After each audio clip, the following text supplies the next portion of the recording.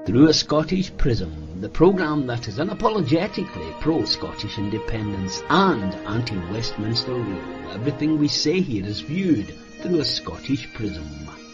Brought to you by Barhead Boy. Hi folks, welcome back to Through a Scottish Prism. I hope you and yours are well. Great to have you back. It's been another very eventful week. We've got lots to talk about. And as we've called it this week, our theme is Treaties, Treachery and Turncoats. And we've got plenty of all of them. But let's get the gang in right away, because over there in Chicago Airport, it's Phil, the Coatbridge Cavalier. How you doing, my buddy? Aye, pretty good. It's a wee bit mental. Oh God, I've got somebody with a big announcement right beside me in an accent. Hold on, I'll go mute. Go and introduce somebody else. Right, we'll see in a minute. And up there, we've got our favourite lawyer up in Clackmannan, of course. Eva, how are you, my friend? Hi, Roddy. It's been a difficult week for me personally, but on a lighter note, I learned something new. I've got better legs for wearing a kilt than King Charles. Good. Did you hope you were up there waving and doffing your cap to the King of England? Can't see it somehow myself. How about Mr. Quinnan over there in Edinburgh? Did you shoot across the bridge and go and doff your cap to the King, Mr. Quinnan? Of course. I'm a loyal subject. Yes, Unfortunately, he wasn't in. I went to see the King of the Gypsies instead. Much more appropriate. Well, let's see if we've got any loyal royalists on here. How about you, Mr. Peachy, up there in the City of Discovery? Did you go down and see your king? Is he your king? Ain't my king. I've been too busy meeting after meeting this week. We're actually in the process of organising round the Scotland meetings for the No to Freeports campaign, starting off in Perth on the 23rd of February at the Salutation Hotel. Great stuff. Get a note of that, folks. Get yourselves down there. Well, it's been a heck of a week. We've had treaties getting written in our name, and we've had attacks on Alex Salmond, and we've had divorces, and God knows what else. So much to talk about. But where I want to start is actually is on a positive note, Mr. Boswell, because in a poll out this week, it seems that the famous Labour surge has subsided already. And I don't know whether to be excited or not about the SNP being up there. Not enough to make a majority with the Greens, not enough to make any kind of independence majority. But it seems that the shine's gone off of Labour, and Reform are making a move. They're cutting each other's throats. But should we be happy that the SNP are back in front like that? Well, reality bites for Labour, because as we remember during the election, they just maintained their vote. They didn't actually really gain anything. In fact, I think they were a wee bit down, but just that everybody else collapsed, SNP in Scotland and, of course, the Tories in England. So no, reality bites. They're crap. Everybody knows they're crap. They've just proven it, and that's why they're down. The big question, of course, remains is what are we going to do about this? What would this indie support level do for the SNP? Will it persuade them to turn on the percentage short, the 50% versus the 35%, over 50% for independence, and 35, that's a peak, that's quite high for SNP. It was on the downward trend, and it probably will be again at some time. But would that persuade them to try the supermajority, UDI? Would they take that opportunity, as we've talked about? No. That's the big problem. That's why I'm not excited about it. I'd see it as nothing. The current incumbents in the SNP are not our friends. They're not for the people of Scotland. Because what you propose is not in the best interest of the Union. And the current SNP leadership are playing the big I am at every opportunity. They're not going to go for a super majority. They want to maximise the opportunities to keep their snouts in the trough. And I'm talking about Nicola, John Swinney, Angus Robertson, Kate Forbes, the whole dodgy cabinet. In fact, let's rename them the wonky sideboard, because that's a joke. Understand this. They're not the best of us. But they are either well sleek it or have been placed in power by the uber sleek it and are keeping their masters well fed. Human nature, that is what it is. Feed the id. It's relatively easy to persuade someone like most of the current cabinet in Scotland that they're special. worthy, worth respect, as they want to believe it themselves. Most politicians are ordinary, all are worked by the system, and some are more malleable than others. That's the difference. Consider Kate Ford an intelligent woman, but a leader? No. No, much less a leader behind whom I'd go into a political battle with the world establishment. Americans have got their claws in her. The establishments have got their claws in her. These are people who cannot be trusted. Who can replace Alex? That's who we need at a time like this. The current SNP leadership provides us with nothing. They cannot. There is not one person of substance left in the leadership team of the SNP. So no, I'm not excited about it, Roddy. I don't see a positive for that, nor do I see them reaching out the olive leaf, the olive branch, and nor do I see them actually supporting independence and unification. Yeah. On that, Eva, as Phil alluded to there, we know that we've seen in the last, I don't know, half dozen polls that independence support's over 50, hovering around about 50. And here we've got the SNP up at 35. So that 15% could stay at home, or it could be enthused to give us that supermajority. And actually, we could be declaring independence in May 26. It really is that close. If only the SNP would play ball with the rest of the independence movement.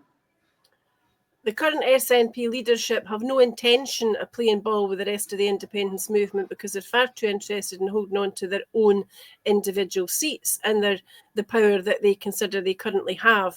They don't want to risk losing it, and they do not wish to negotiate a position with others whereby we have what we've spoken about for donkey's years now, one independence candidate per constituency, and a properly managed presence on the list would inevitably create a supermajority of that. There is no doubt, provided that the organisation of that was done by people who are absolutely 100% focused and determined on delivering independence.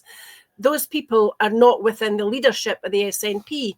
And if you need any evidence of that, in addition to the fact that their website proposal for independence and the independence campaign has not changed since October 2023, when they spoke about using last year's general election as a platform for it. Their pinned tweet, which has been there since the 2nd of September in 24, says, "We've got what it takes to create jobs, create growth, create a more prosperous Scotland. What we need are the powers of independence to realise our full potential. Together, let's build that better nation." Right then. Okay, John, what's the plan? There is no plan. He must think our heads button up the back, because some people around him, some writers, some journalists, some authors are now talking in terms of a second independence referendum being granted by way of a Section 30 consent from Westminster. That will not happen. Everybody and their dog knows that will not happen unless it looked likely that we would lose it, and that the outcome would be that we would remain within the Union. So whatever we do in terms of steps towards independence in Scotland has got to be created in, by and for Scotland. And the ideal opportunity is the supermajority next year in 2026 at the Scottish election. If the SNP don't grasp that thistle now, and I mean now, then they will be toast. They might be the biggest party in the Parliament. They're not likely to be in power because the Unionists will combine against them, and their own electors will stay at home if they don't get enthused.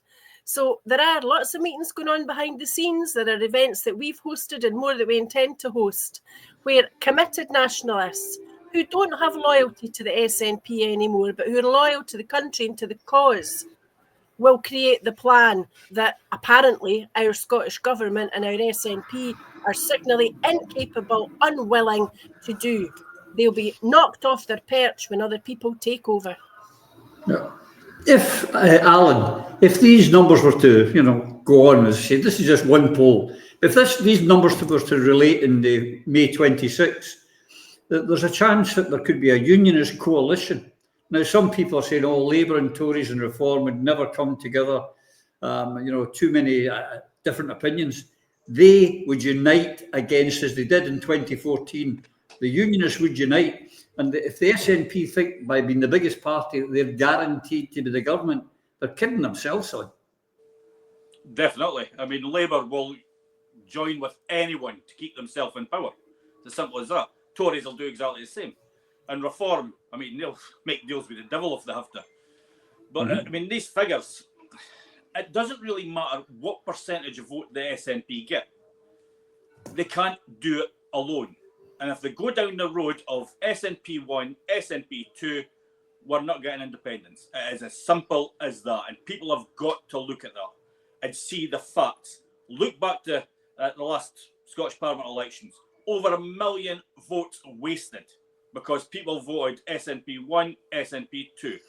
Now, the unfortunate thing is, it looks like Alba may be going down that same road, asking for Alba 1, Alba 2. That's not acceptable.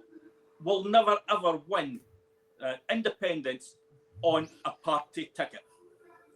In 2014, I've said it before and I'll say it again, 2014, it was the people taking over the movement that brought us up to 45%. And only the people at the next election will take us over the 50% and seats in the Scottish Parliament if they use their vote properly. Now, even with the SNP on 35% just now, look at the past by-elections. They couldn't even get their own members out to vote for them. Just because people are saying in a poll that they will support this party or this movement, it doesn't get them out to the polling stations. And that's where we have to come in as the movement. We've got to get out and we've got to identify individuals who will support independence. We've got to educate them on the electoral system. And we've got to make sure that not only vote, but vote the proper way. Because the unionists have played the system, we've got to do it as well. Because united, we will be independent. Yeah. I mean, the numbers have got this close, Lloyd, that again, like the 2021 election, that second vote's, you know, and I say this with all these people who think voting SNP 1, 2 is actually helping the cause. It will destroy the cause and just allow more unionists in than should get in. We really, really more than ever have got to grasp this opportunity, surely. I mean, I saw Stuart MacDonald, the ex-Glasgow, as a Glasgow West he was, who was talking a couple of weeks ago about, we should do a deal with the Labour Party, the two left of centres. Now he's talking about doing a deal with the Liberals. I mean, any unionist who wants to do a deal with some of these people, they don't want to deal with other independence parties. No, but, you know, let's refer less to the likes of Stuart MacDonald. Stuart MacDonald is a mouthpiece for his own stupid ideas, but primarily is a mouthpiece for the United Services Institute, amongst other dodgy organisations. He's found his place. He knows that he's on a gravy train, which is radically different from the one that he was on when he was at Westminster. This is one for life if he continues to be the mouthpiece for the union. The major problem here is that the level of involvement that so many other people have in the movement, many people don't have that same level of involvement. They genuinely believe that the Scottish National Party is the means by which independence will be delivered. Now, how do we counter that? Because we know that is no longer the truth.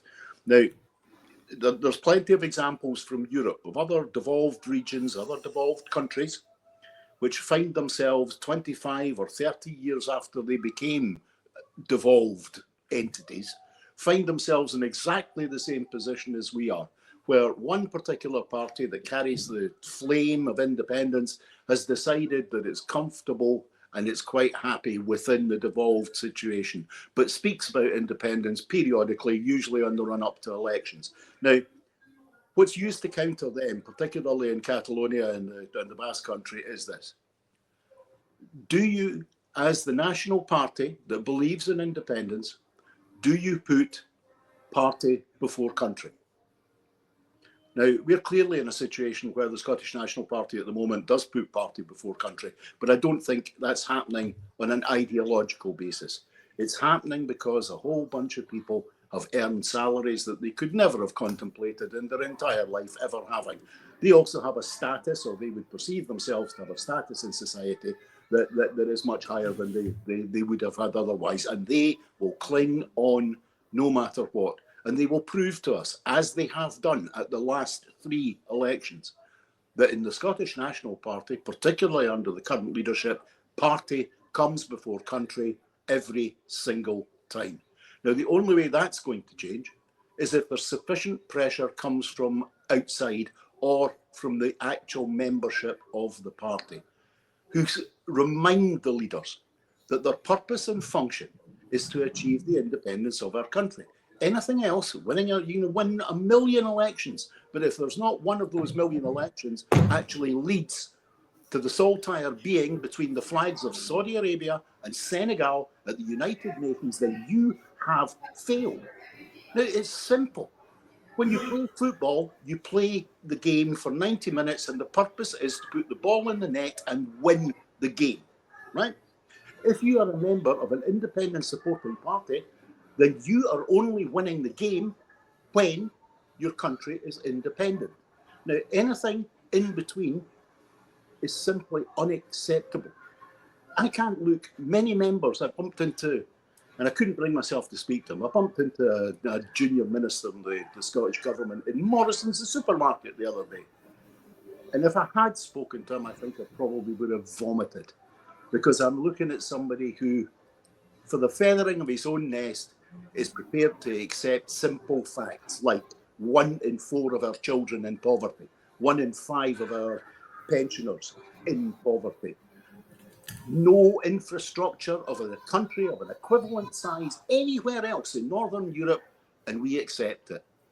And the likes of that particular minister and all the others in the Sugally cabinet, every one of them is prepared to look after themselves and devil take the hindmost as far as the country is concerned. That is unacceptable.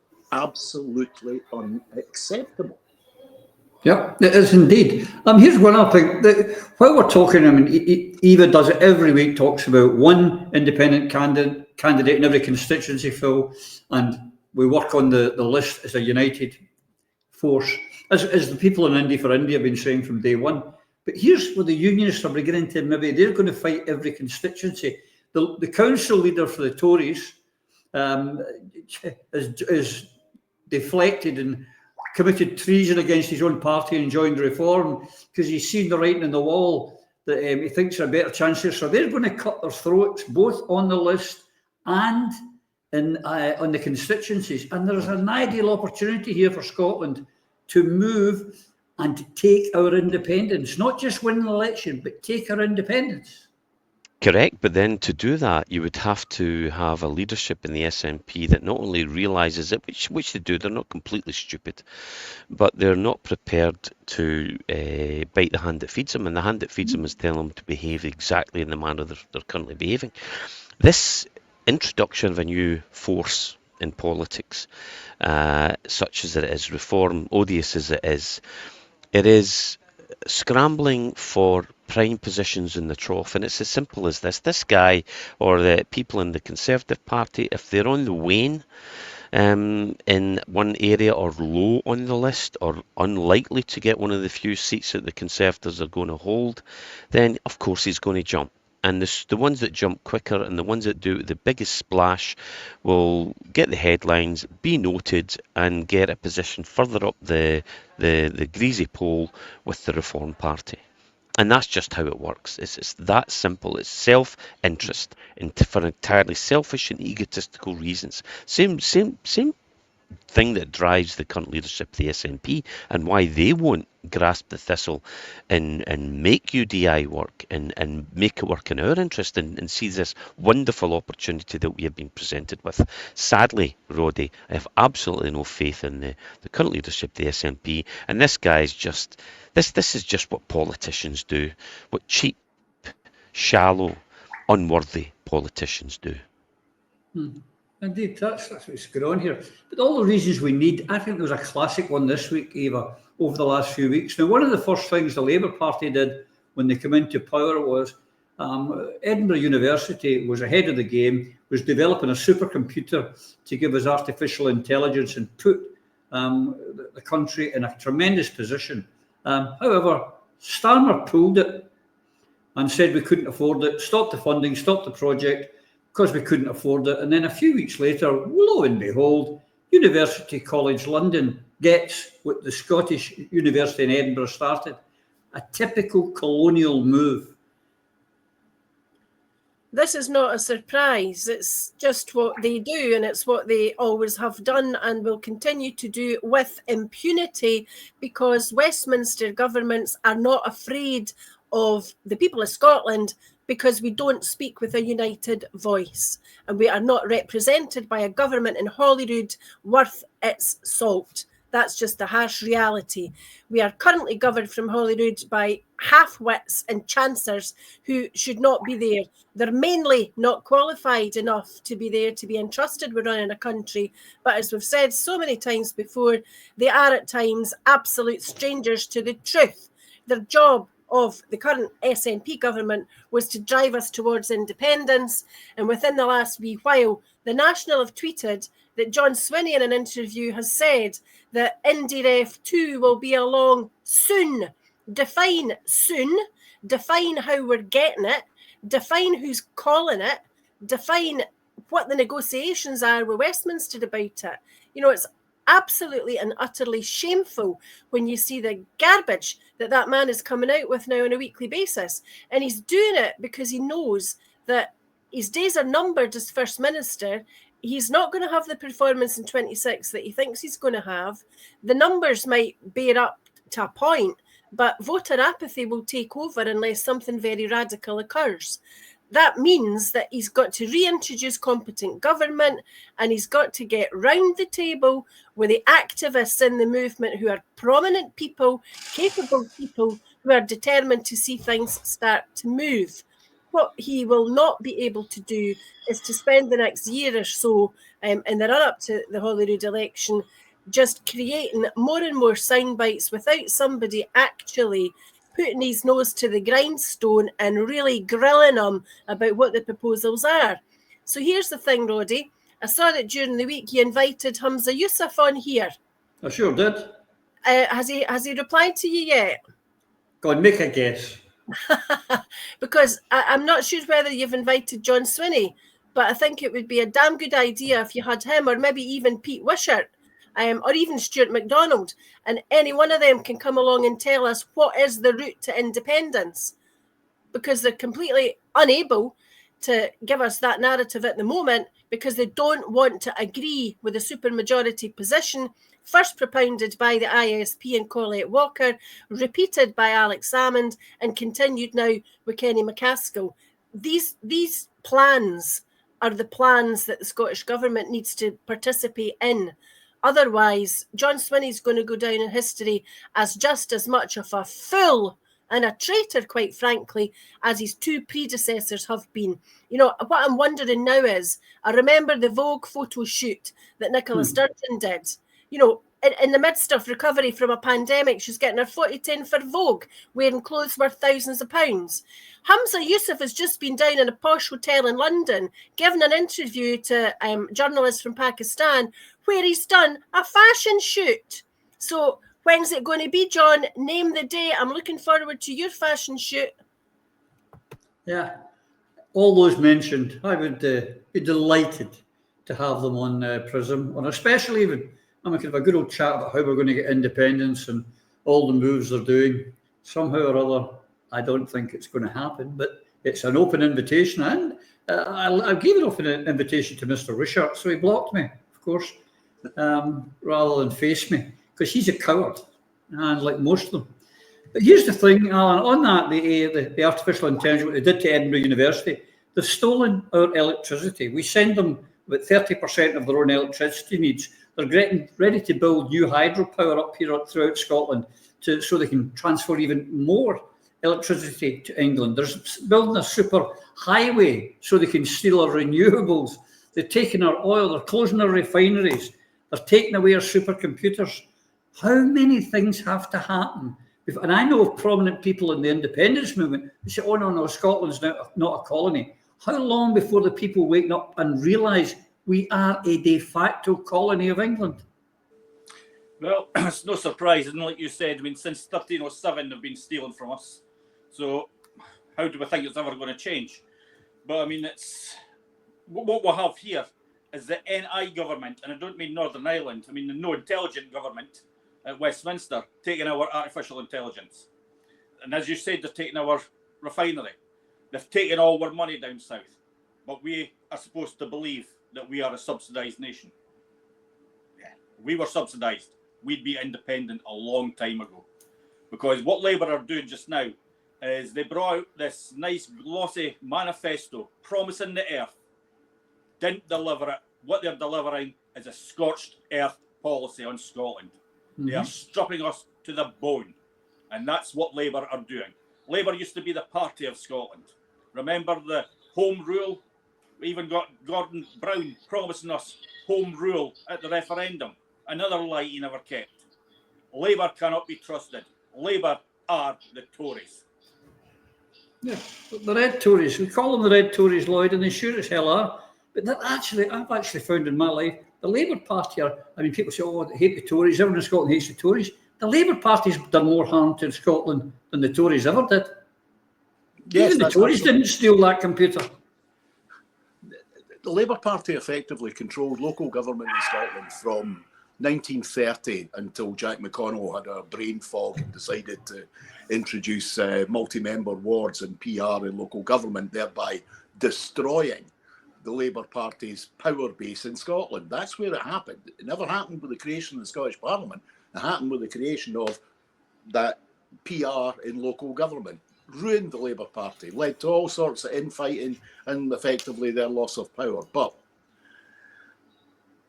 look, it's to me, it's very, very simple. Every week we outline the things that need to be fixed in this country, right? The levels of poverty amongst our children, the fact that we, to some degree, we have a crumbling education estate. I don't mean just schools, I mean the education estate. The real big problems we have in the justice system, not just the legal aid or simply the provision of solicitors in itself. I mean, there are huge structural problems we have, and what I can't for the life of me understand, why are Scottish National Party elected politicians not angry about this? People are raging about the way that WASPy women have been treated. People are raging about the fact that the winter fuel allowance was taken away from our pensioners, given the level of weather and the depths to which our temperatures have plummeted over the past few weeks. Out there, there's hundreds of thousands of people who've got really, really good reason to be angry and are ready to make change. Meanwhile, those that are meant to be in charge of delivering change or delivering leadership are running in the other direction. You know, the next time I do see that particular SNP minister, I will ask him, what makes you angry? The 1 in 4 of our children being in poverty make you angry? Does 1 in 5 of our pensioners being in poverty make you angry? Is the fact that we've got the lowest miles of motorway and dual carriageway of any equivalent sized country in the whole of the Northern Hemisphere, does that make you angry? The fact that we have no longer a true shipbuilding industry, does that make you angry? Does the fact that we've got little or no manufacturing industry, does that make you angry? Does the fact that all our electricity is being sold over our border and across our sea border, and we're paying the highest electricity costs in the whole of Europe, does it make you angry that our pensioners have to live in the lowest possible pension of any OECD country and the whole of Europe?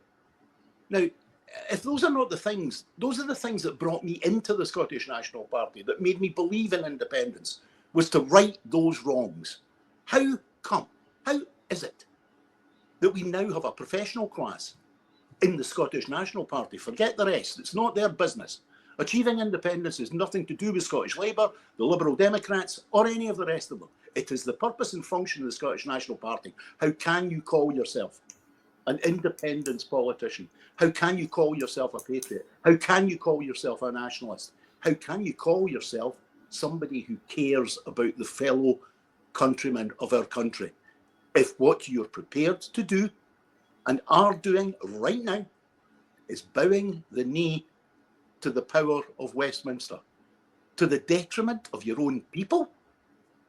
I mean, come on. Those of us on this panel, we all remember a certain period between 1969 and 1997 when there was a war in the United Kingdom, in the north of Ireland. the people of the north of Ireland, a section of them, against the British state. A war. Not troubles, a war. People died. Things got blown up. Now, can you imagine any of the leaders on the pro-Republican side accepting what the current leaders of the national movement in Scotland accept? And I'm not talking about picking up guns and blowing things up. I'm talking about straightforward focus of anger, focus of desire to achieve for your people, not for yourself. I just feel like we have people who think me first, party second, and country, never. Well, fantastic stuff there, Lloyd. I'll tell you, if you ask your SNP man and say, what makes you angry? He'd say, people not using the right pronouns and people asking us awkward questions like, when are we going to have, people asking me, when are we going to have independence? I mean, we've got all sorts of things to do before we think of independence. That's what makes them angry. What makes them angry is people like us saying, we want unity. We want to unite the entire movement. That makes them angry. They're angrier with fellow independentistas than they are with unionism and unionists. I find it quite bizarre. And I will keep saying it. We need unity, folks. And, people say, oh, well, you're nasty to SNP. You're stopping unity. No, not me, it's stopping it. They're stopping it. But here's the other thing, just to go on, Phil. Anas Sarwar, who keeps telling us that, he's his own man, while he was boasting this week about he was trying to get a special visa for Scotland, while she was saying it twice on the went, he's talking nonsense, it's not happening, forget it, move on. They are nothing but a branch office of the Labour Party in London, and people need to realise that when they vote for them. They're voting for stooges. Correct, and there's more than 3 of them. So Anas is talking out his backside. Anas Sarwar, he revealed that he's in talks with the Home Secretary about finding a bespoke immigration solution for Scotland, and that's something that we've talked about. When I was in SNP, we were talking about it. We have different needs, different regions of the UK, the north of England, the southwest, the home counties, etc. Certainly Scotland, Northern Ireland, all get different needs. It should be bespoke. But what he's done, he's explained that he talks with Yvette Cooper and other colleagues before and after the election in which he called for border agency reform. So he recognises these different challenges. But nothing will come with it. It's just more jibber jabber. I mean, as recently as October 2024, the BBC reported that the government was not considering a Scottish immigration visa system to help attract overseas workers north of the border.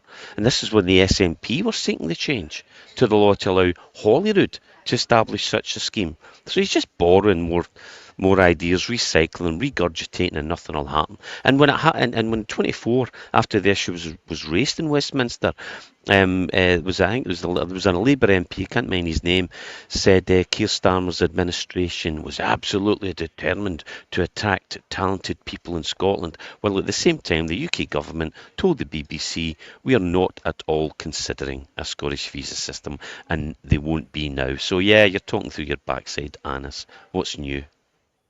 But here's the thing, Eva. Sarwar turned around, remember, watch my lips, there will be no austerity, and there's austerity coming. The supercomputer from Edinburgh. The latest polling came out this week in the Times was telling us that they're losing the pensioner vote hand over fist. When does Sarwar eventually, decide in Grangemouth, they were going to say Grangemouth, when does Sarwar and the rest of these Labour clowns say, we're in the wrong place, this is not the best for our country? They don't have to bother doing that because they'll have a presence on the list where required, and they'll get in that way if they don't get in on the constituencies in the Scottish Parliament. So again, it's just about self-preservation. But this conduct, removing the computer, or if you look at the number of jobs that are not being created in Scotland via British Energy, or if you consider all the areas where policy is out of touch with the people of Scotland, whether it's the winter fuel payment or the two-child rape clause, the bedroom tax, the WASPy women, you name it. These are all promises that were made to be broken by a Westminster-based party, which is part of the establishment. And, Anna Sarwar knows that the British Labour Party is as establishment as the Tories in with the bricks. And it's just an extension of that imperial mindset. Scotland is the most northerly outpost of the British Empire, and no more evidence of that need to be laid today, my lord, than the fact that King Charles arrived in Alloa in Clackmannanshire by helicopter earlier this week to visit a food bank and wore his kilt, which is why I said at the beginning I've got better legs for a kilt than him. He was wearing the kilt so that dafties would say, oh, look, he's one of us, because all the real jocks run about in tartan all day long. Maybe some folks' heads do button up the back when I consider the conduct of some folk who were there. Some of them were curtsying to him. And one woman actually said, I think she organised the visit, that the visit of the king was the best thing that had ever happened to the food bank. Well, the king left the food bank, he got back in his helicopter and he flew to his castle where his butler served him his dinner and probably also cut his bloody toenails. That's what's wrong with the United Kingdom. And that imperial attitude is an attitude that is shared by the leaders of the Labour Party. That is entirely the same attitude that they have towards all outposts of the British Empire. Because if you're not in England and you're not London-centric, you don't matter. You're there to be fleeced and you're there to be patted on the head now and again where we trip from royalty, we visit. So the Sarwar issue is only that Anna Sarwar knows perfectly well Keir Starmer's no paying any attention to one single word that he utters, and he's worried about his own job and his own future. Remember, he's going to be the next First Minister, and he will be the next First Minister with a coalition with the Tories, unless and until John Swinney wakens up, smells the coffee, and joins a United Scotland campaign. Absolutely right. And just I know everyone watching this show, apart from our unionists who come on to cause some disruption, we love it, boys. It means we know that we're hurting you. That's why we like you being there and being nasty in the comments. But there is no such thing as a king of Scots. Charlie's England's king.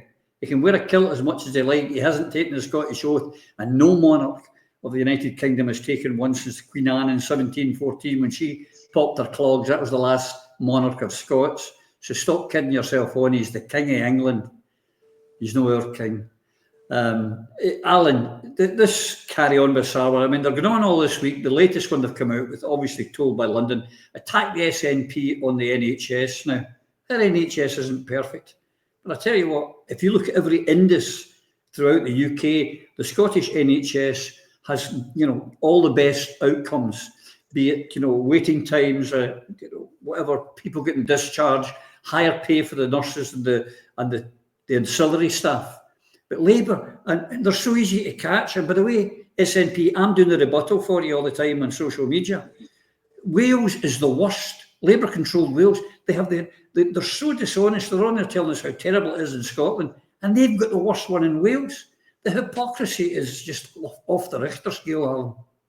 Yeah, well, it's a unionist thing. I mean, Eva mentioned that one of the unionists said the best thing to happen to a food bank is the king coming to visit her. Nationalists say the best thing to happen to a food bank is it to close down and people be able to afford to eat and feed themselves. That's Correct. The best thing that could happen to a food bank. But Sarwar, he starts off with the big lie because he calls himself Scottish Labour. No such a party. Don't believe me? Go on the Electoral Commission's website and look for Scottish Labour. You won't find it. It's an accounting organisation of the British Labour Party. They are bound by the English Labour Party's constitution and manifestos and their policies. No such thing as a leader of a Labour Party in Scotland. No such thing as a Scottish Labour Party. But going further on to the lies, I mean, Labour in England are deliberately bringing the NHS down, and they're doing that for one reason. And that's to bring more of the private sector into the hospitals. Now, you're right, Scottish hospitals aren't perfect. I deal with hospitals on a daily basis with Megan. I see what's happening there, and they're still pretty good at their job. I mean, the nurses and doctors cannot be faulted. Needs a little bit more investment, probably rid of some of the bureaucracy. But in England, there's actually a couple of hospitals that are charging £2 an hour to hire a wheelchair for patients. Now, you think £2 an hour is not too bad, because you get 4 hours free.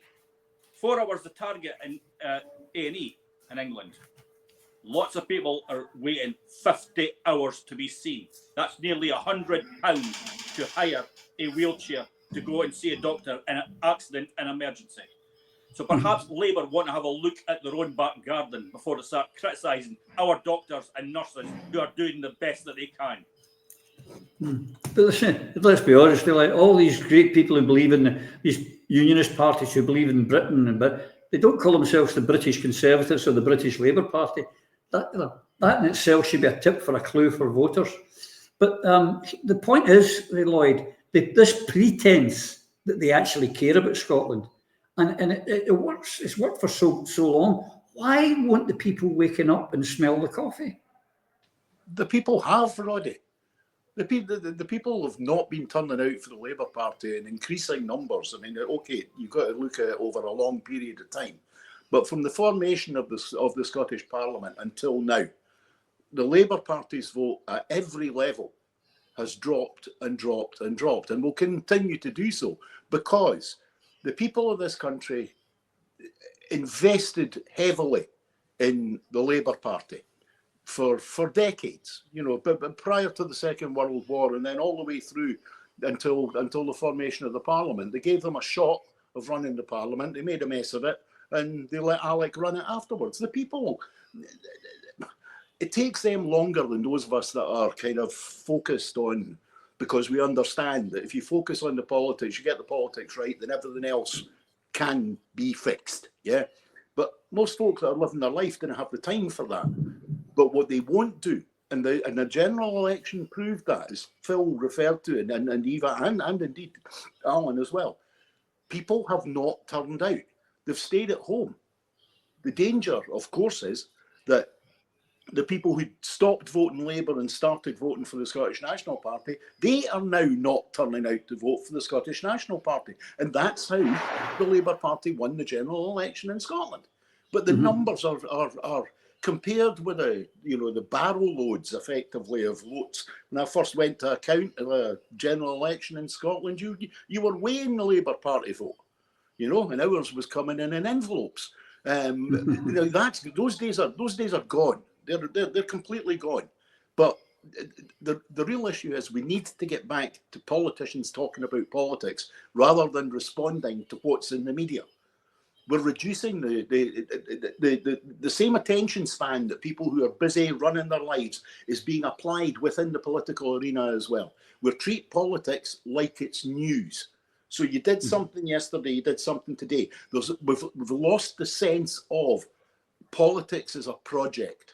But then again, it's understandable that we're in that situation, because the project for the Labour Party of old was, to each and every one, by the power of their hand and their brain, that socialism, or a form of socialism, democratic socialism. Now, they've abandoned that. Liberal Democrats, they've never really had an ideology, so they don't need to abandon something. The only ones who stick to their guns in terms of their ideology are the Conservatives, because they've delineated what they stand for. We stand for business, we stand for law and order, we stand for the status quo, and we stand for no change. And they've stuck to that. And they've paid the price for it, but at least ideologically, they've held the line. The Scottish National Party has failed entirely to hold the line. The Scottish Socialist Party has utterly and completely failed to hold the line. The Green Party has failed to hold the line. Now, what we need to do, what's required here, is honesty in politicians. Politicians saying, no, I am not here for today, tomorrow, and the next 48 hours. The purpose of my election is to make your life better and to achieve independence. And if I don't do either, I have failed. And we take the narrative away from the news organisations. The news organisations want the narrative to be what you said yesterday and why that's a bad thing today, as opposed to being able to say to them, this is a long game here. Like Jerry Adams outlined to them and Martin McGuinness did some years ago. This is a long game. Our purpose is to achieve an aim that is way, way beyond the electoral cycle of the British state. We need to get into that. We need to start, you know, as I said earlier, the Scottish National Party responds to the media narrative, when in actual fact, they control the narrative. You're the government. So what you do is, every single time you open your mouth, you say, in an independent Scotland, this would not be happening because we would have control of our economy. But given the circumstances that we're in, we have to mitigate as best we possibly can. But in the end, mitigation will cease because we won't be able to mitigate anymore. And that's the day we need to be independent. Now, I'm sorry, if we had been saying that, every one of our spokesmen, since the 1st of May 1999 until now, does anybody doubt that we wouldn't be an independent country? Does anybody doubt that if we'd done it from the 1st of May 1999 until the 18th of September 2014, it wouldn't have been a markedly different response and result on that particular day? We need to recognise what we've done wrong in the past and what we need to do to build for the future, and not let ourselves be constantly locked into the British electoral cycle that tells us one more leap, just one more leap. Because I tell you this, if Sinn Féin had taken that attitude, the war would still be going on. Absolutely. And here it is, because the Labour Party is now, Phil, talking and saying it, you know, nothing is off the table. They're talking about cutting benefits for the disabled, for the unemployed, for the sick, for the aged. They are more Tory than the Tories. It is getting worse and worse for our people in Scotland. We cannot hold out much longer, and there is only so much mitigation anyone can do. Yeah, the constraint is obviously with the privatisation philosophy that everything is cut. Your funds in real terms are cut. You cannot provide the same services. It's always diminishing, and the pressure is there to privatise. We're seeing it across the NHS. We're seeing it everywhere. And what we've just seen here with the critique of the NHS is and this. You know what gets me most about it is the Scottish media silence. This is who we're up against. And everything you've said there, Roddy, yeah, we're running out of time, and it's some of us, I'm lucky, I've got a good job, I can travel about and make cash, but the 1 in 5 in poverty, 1 in 4 children in poverty, that list that was given earlier by Lloyd, that should make our politicians angry, sadly falls on deaf ears, because if they spouted the truth and said what the people wanted said, they wouldn't get the platform. And why wouldn't they get the platform? For the same reason people are accepting the lies about the National Health Service. It's who we're up against. It's the British system in place to support the elite, corporations, those who own this country and control all the institutions. So it's going to be a dirty, hard fight to gain our independence. And the stakes are very, very high. We live in the richest part of the United Kingdom, and they won't let it go easily.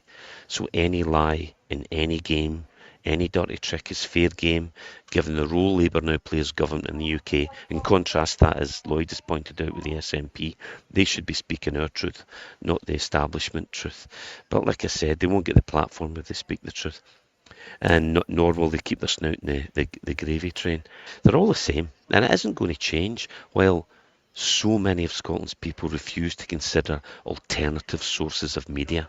They will remain in the dark, and that's the tragedy for me. The Scottish media, coined commonly, there is no Scottish media. There is no Scottish media. Yeah, there's a UK media, sometimes with a regional accent. I mean, I think it's something like there's 10 of Scotland's major newspapers are owned by just 3 men, Murdoch, Rothermere and Barclay, all billionaires who personally or through their businesses have used the law to avoid paying tax. They're not our friends and are ensuring that we are kept from the truth. STV, a wee TV station, no, 170 million revenue in 2023. You know, it's spreading the lies, as is the BBC, as is everything. You turn your TV on, everything you read, unless you search it out, folks. And that's what we've got to do. And I think we should continue to push, not just us, but everybody else that's speaking outside of the box or as an alternative to the mainstream. We've got to start listening to them and promoting them. We here, Prism, we are the Scottish media. Stuart Campbell at Wings Over Scotland is the Scottish media. Grousebeater is the Scottish media. You know, we are the Scottish media. There is none. As you say, the STV this week were put out on social media. If you've ever been in a hospital and had to sit on a trolley in a corridor, let us know. There were ambulance chasing, looking for stories because it's been happening in England, so they've got to make it in Scotland as well, so they can talk down Scotland. They can't have Scotland better than England at anything. STV stands for subservient television. That's what it stands for. Nothing Scottish about it. Anyway, calm down, Roddy. Eva, I don't want to talk about anyone's private life, and it's not right to. But this week there was a couple of things that really were quite, I find, distasteful. And you know me and coincidences, I don't believe in them. And there was Nicola Sturgeon coming out along with Swinney and attacking Alex Salmond. So much so that Moira Salmond had to respond against the vile things that they were saying. Now that was just the day before, and it wasn't a deflection because while in 2023 Nicola was telling us how strong her marriage was, just in 2023, she suddenly announced this week, just after the attack on Alex Salmond, that she and wee Peter, where is Peter anyway? Who wants a pen? Are going to split up. Am I just being cynical again, or was this a deflection of the attack on Alex Salmond, so it would deflect away from this? Or is it all about branch form? Is it all about she was going to be caught the next day coming out of Big Val's house? What do you think? I think that I only want to be seeing Nicola Sturgeon in the news when she's on trial, quite honestly. Not interested in a relationship with her husband. I'm not interested in a relationship with Val McDermott or anybody else. I'm slightly interested in what she thinks her political legacy or her political epitaph might be. And I'm in two minds about whether or not to buy her book. I commented Riley, but I was probably telling the truth when I said I might buy it when I run out of firelighters. But that woman is now the phrase that I used for her when I used to use it for Margaret Thatcher.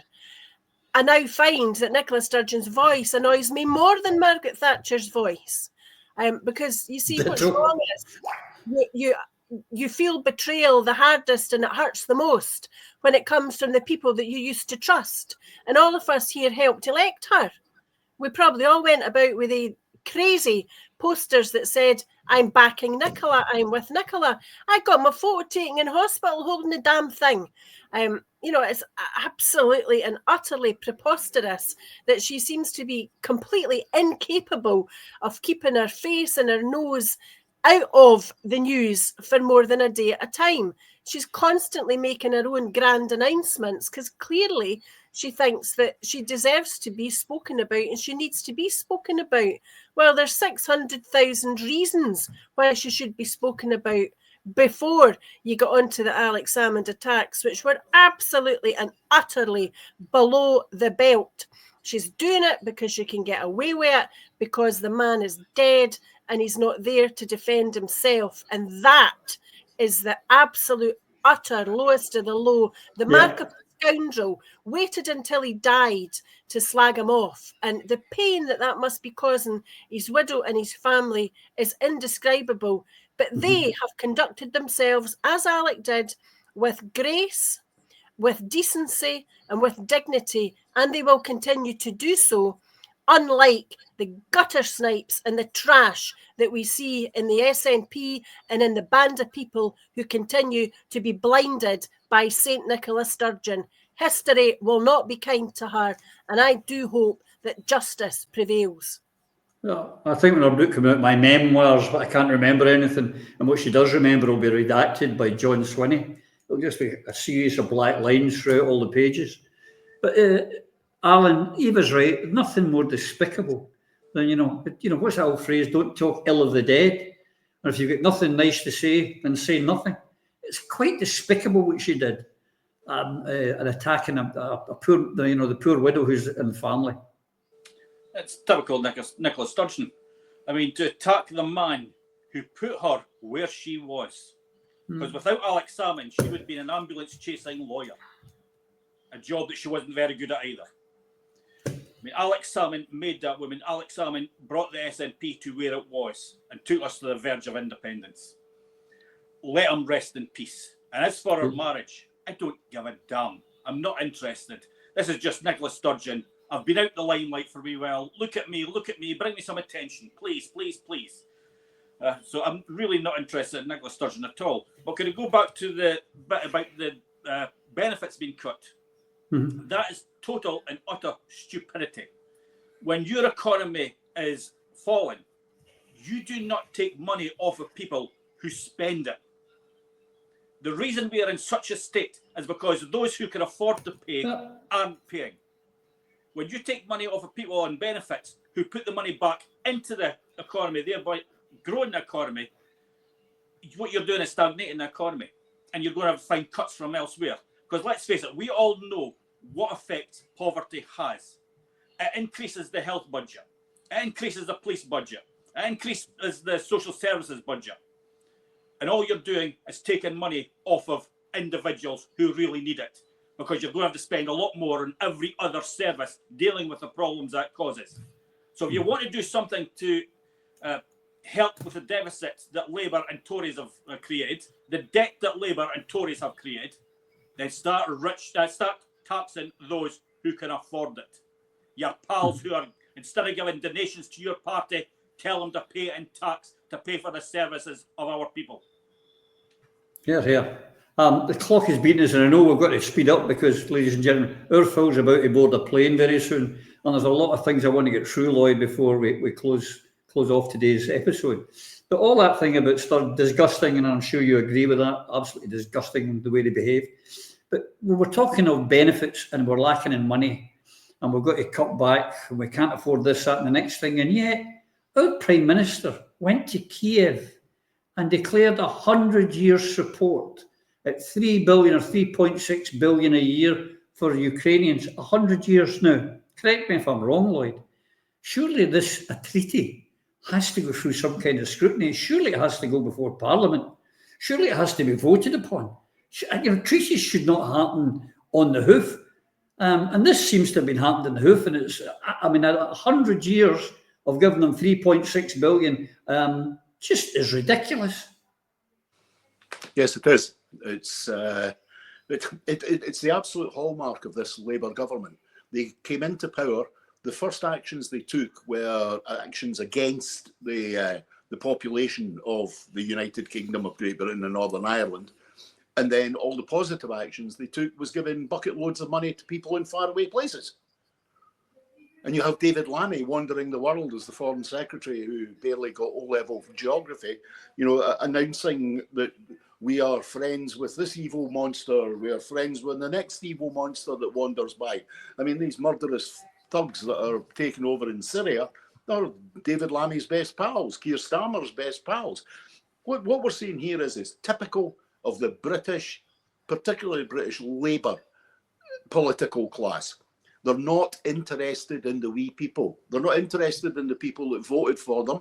They're interested in playing the big game. They're interested in being in the centre court, as it were, court number one or centre court of international affairs. They couldn't get on the planes quick enough to go and take our money and give it to maniacs. Now, I don't know if the people of England are as stupid as they appear to be, but surely in the circumstances that they have at the moment, when there are people piling up in corridors of the national health hospitals in England, then surely they're going to get angry about £3 billion being given to the Ukraine to fight a proxy war against the Russians that they cannot possibly win. Surely they're going to be angry about the countless millions that we don't quite know the full figure of the amount of arms and spare parts that Britain has given to the genocidal Israeli government over this past year, along with all the fuel that we've spent flying over Israel and providing targets for them. Now, this is what the British political class have become. They're not. They want to be on the telly, and you don't get on the telly, the big telly, like Sky News or the American networks. if you're visiting a food bank, or if you're actually doing something constructive, like saying that the national insurance hike was utterly and completely stupid, we're going to reverse it because all it's doing is dragging money out of the economy. All the sensible things that they could do, but they've chosen not to do them because they think the game is I am the big I am, as Phil has said about many politicians over the time. They're only interested in getting on that plane and feeling good about themselves because they're playing international politics. While the country burns. It's like Nero. I mean, it really is. The way this Labour Party is behaving is absolutely extraordinary. I said last week, it's like they've got their chance and they're going to milk it for everything that they possibly could. I couldn't believe it when I saw Stalmer and his wife today visiting the Holocaust Memorial at Auschwitz. I mean, excuse me, when does this pantomime stop? What is it? How many generations do we have to go? Where this, how many iconic photographs? Do we remember the photograph of Nicola at Auschwitz? What is the signal here? The signal is we don't give a damn about the people who voted for us, but what we do give a damn is about the people who can get us on broadcast television. It's pathetic. It's utterly pathetic. Yes, I ask you, Phil, you were an MP.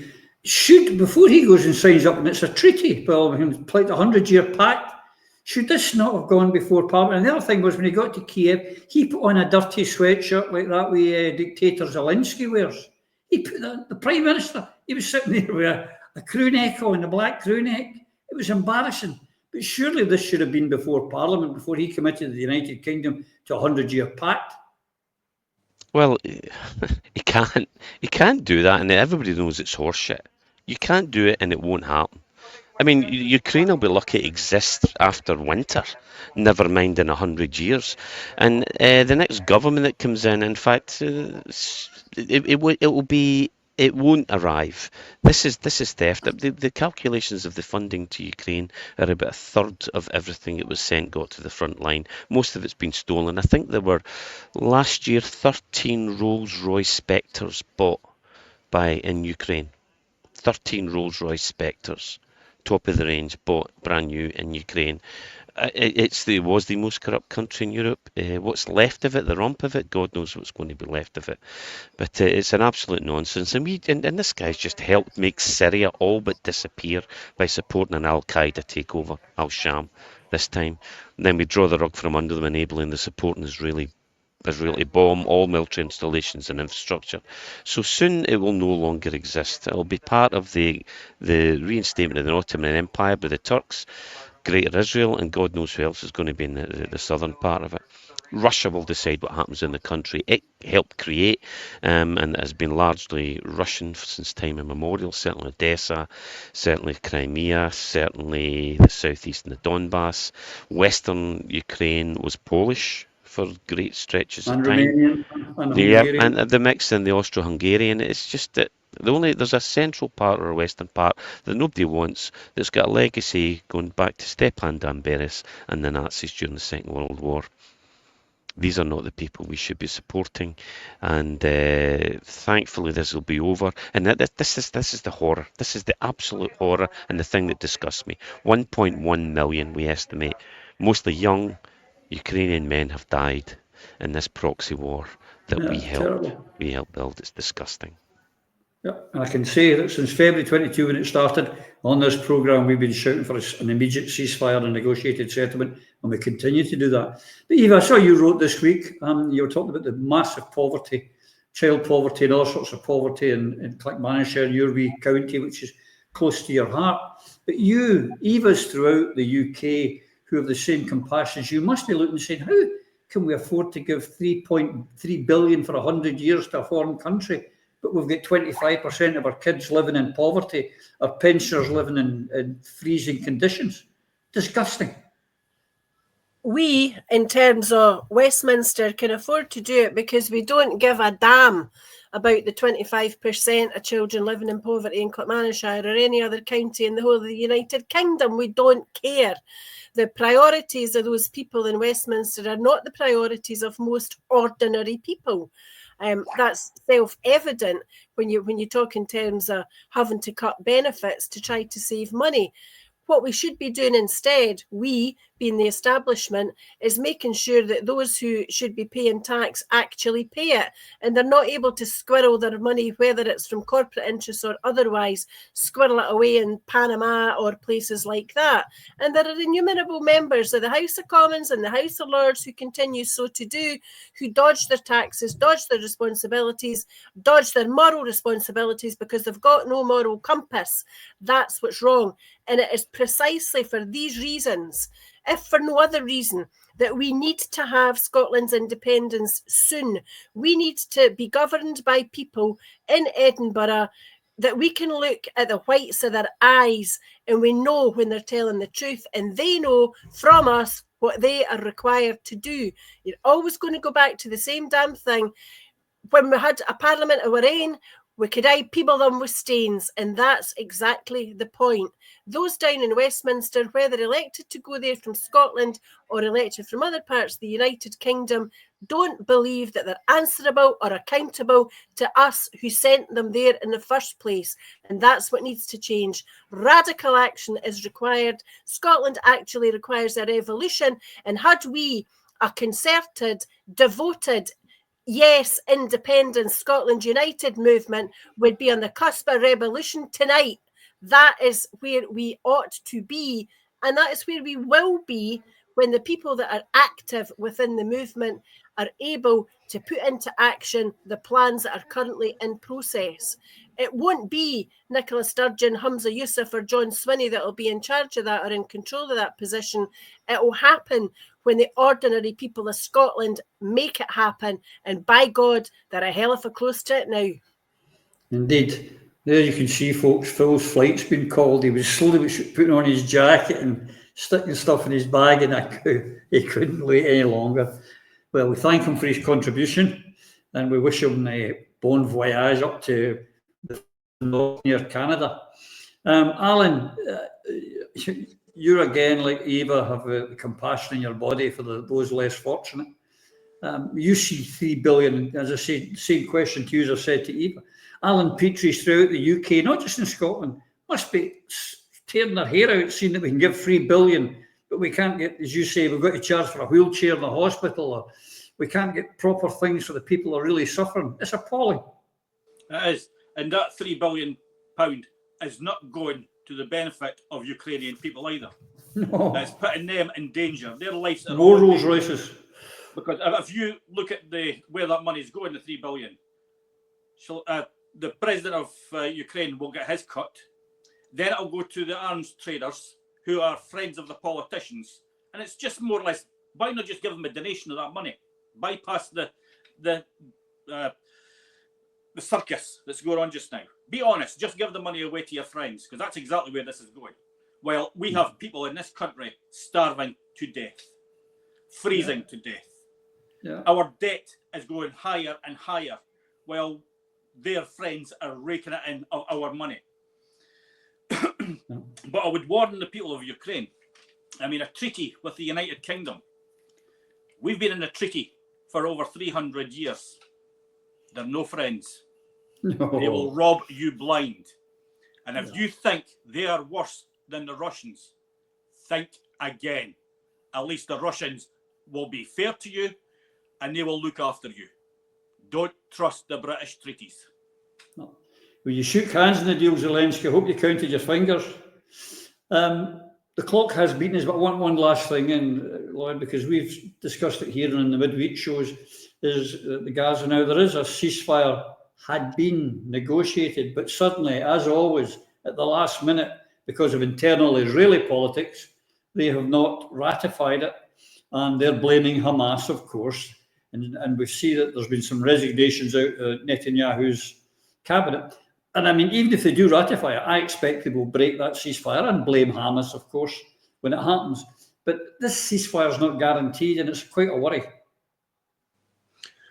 Yes, it is, Roddy. But to be honest with you, given the amount of carnage there has been over the past year, even a break of 24 hours, 48 hours, anything that gives respite to the people on the ground has to be welcomed. so long as it's not a Trojan horse. And I think that's what many of us that have been involved in the Palestinian campaign for a while, we fear the Trojan horses, because every single time there is a ceasefire, the ceasefire breaks down and Israel advances and Israel takes advantage. I think what I've found most disgusting about the past few days since the beginning of when it became clear that something was likely to happen, was the massive increase in deliberately targeted attacks on people who have great skills. Doctors, nurses, teachers, engineers, tech engineers, computer programmers. Their families deliberately targeted and taken out with drones, with missile strikes. And what's obvious is that the whole purpose and function of Israel's action in this past year has been effectively to make it impossible for the Palestinian people to continue to live in Gaza by not only destroying the physical infrastructure, but destroying the human infrastructure. The destruction of the hospitals, the killing of doctors, the killing of journalists, the killing of teachers, the absolute destruction of all schools, all universities. This was, and indeed, the most heinous crime of all, killing and maiming children and deliberately killing their mothers so that there will be no more children. And, history will judge this, and there is no question the judgment will be. Israel set out to make it impossible for the Palestinian people to continue living in their own land. And they did that by destroying the essential things for life, which are women and children. Yeah. And the other thing I find quite disgusting is that a lot of the Labour's, like Anna Sava and others, are talking about, yes, we must do this, bring in aid and be good, making out as if this is what they've been after. You all voted for the bloody genocide. You all voted to keep it going. You sat silent while those people were being murdered. So don't try and rewrite history now. Alan, no hiding place, Ronnie. There must be no hiding place whatsoever. No. Irrespective of party, irrespective of status, anyone but anyone who gave any comfort whatsoever to the Israeli Defence Forces or to Netanyahu's government should be removed from all levels of public space. Correct. And that includes politicians in Scotland. Correct. And any person from the UK that's gone and fought for the IDF should be arrested and sent to the Hague immediately as a war criminal. Yes. Alan, are you as concerned as me that even if this does get ratified by the Israeli government, that they'll break it quickly? The Trojan horse, as Lloyd put it, I'm petrified of that. Yeah, certainly. I don't think it'll last long. And where I'm really concerned is the wording that they're using for this ceasefire. And it's got to be called out every single time. They are saying part of the ceasefire is swapping over Israeli hostages with Palestinian prisoners. There's no such thing as Palestinian prisoners. They are Palestinian hostages, and they've been taken hostage by the IDF for decades. Many of these people were children when they were held hostage by the IDF and now being returned as adults. They are hostages, they are not prisoners, and they've got to be called out as such. Yeah, and we know a lot of them have been raped in those Israeli prisons, as has been shown. Eva, are you concerned as the rest of us about what's happening there? Like everybody else, like every decent person, absolutely broken-hearted by what we've watched unfold there and in other war zones in the world. But if I could just say very quickly, Roddy, the Scotland that I want to see, that I know everybody here wants to see and our viewers want to see, is the one that Jim Sillars wrote about in Place of Fear 2 in 2014. And he spoke there about the Robert Burns. It would be the converted aircraft carrier, the Robert Burns, that will be modelled on the Africa Mercy Hospital ship to provide medical care on a large scale, a dual role, primarily to act as a hospital ship, visiting areas in Africa and Asia, providing medical care for the poorest people and training for local healthcare workers. Yeah. My dad was in the Sahara Desert in Algeria in the 1960s working on the pipeline across the desert, and he came across a wee family living in a cave, and the wee laddie was albino and couldn't come outside into the sun, and my dad gave him his sunglasses and transformed that wee laddie's life. I want Scots to be renowned worldwide for being philanthropic, for being decent, for being peaceable and peace-loving, and that is the greatest thing, the greatest gift that an independent Scotland can give to the world. Peaceable, peace-loving and diplomatic. Yeah. And on that wonderful note, we'll call it a day. I hope you've enjoyed this, folks. And until we see you again, may you and yours please take care. Through a Scottish Prism, the programme that is unapologetically pro-Scottish independence and anti-Westminster rule. Everything we say here is viewed through a Scottish prism. Brought to you by Barhead Boy.